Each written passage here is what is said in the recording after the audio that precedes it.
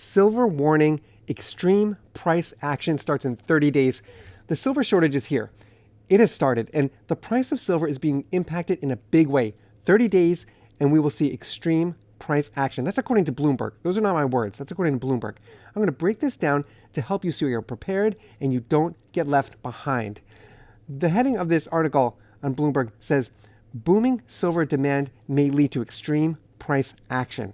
And the article starts by saying silver is the latest mined material to experience an uptick in global demand thanks to its uses in electronics and clean energy technology. The key there is clean energy technology. This is causing a massive demand. And it's not just here in the US. China is scooping up as much, it's the silver rush, and it's starting in China.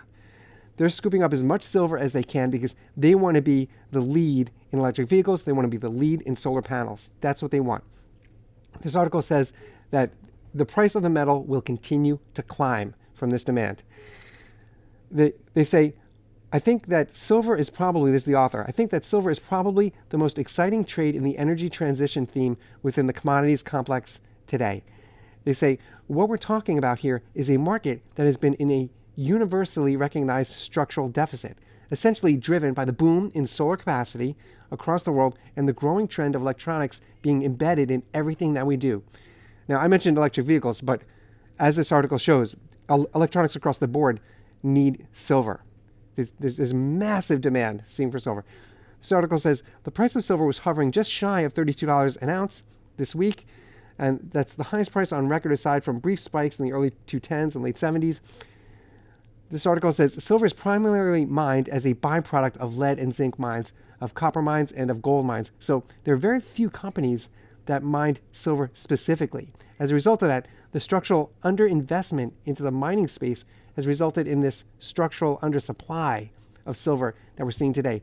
That's what we really need to pay attention to, a structural undersupply. That means that it's not just us, you and I, who stack silver. It's not just these companies that are saying, yes, we need silver for our products, or countries, China saying that they need silver to be the lead in their sector. It's that mining companies are not specifically, have not been in the past, specifically solely focused on silver. And because of that, we have this massive shortage. Now, it's not just Bloomberg. This is from abrdn.com, and it says, commodity performance leads year to date and will continue. This says industrial and precious metals are in a horse race for the best year-to-date performance through May 22nd. And that clearly is an understatement. I mean, we are seeing demand in industry. I started this video off by talking about the applications that industry requires for silver, they need silver for. This shows that year-to-date, the performance is just breaking through. Check this out. It says, what's behind this outperformance? Investors have been underweight commodities after they were disappointed at the level of China's stimulus measures in 2023, following the end of zero COVID policies in 2022. China is responsible for more than 50% of commodity demand. Let me say that again. China is responsible for more than 50% of commodity demand, excluding energy, making it particularly impactful to commodity demand. That is where the silver rush is starting. It's starting in China.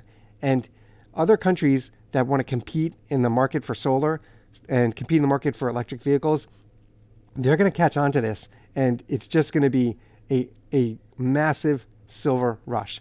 So this article asks, are investors still underweight? And for silver, they say futures positioning had risen quickly since the end of February when it was at very low levels. However, it has only risen slightly above the 10-year average and is not near extremes. Silver sentiment can mirror sentiment on the Chinese economy, with real estate, company debt restructuring, and property-specific stimulus helping to improve the outlook on China. Industrial metals and silver are getting a massive push, and this is just beginning.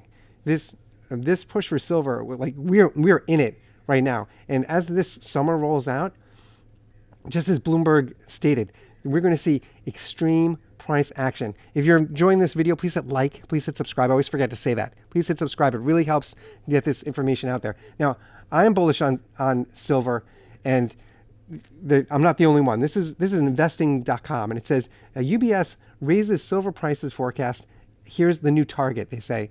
UBS updated its outlook for silver prices, projecting further growth due to robust industrial demand and potential undersupply in the market. Potential is really putting it lightly.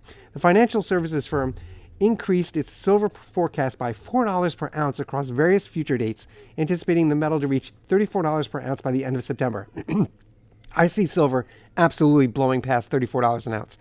We were just a few weeks ago, everyone was arguing whether or not silver was going to break $30. We're solidly at $32 an ounce now, and silver is clearly going to be reaching for by the end of the summer. I see silver, and I'm just a silver stacker. I'm not an investment analyst. I'm not a financial advisor.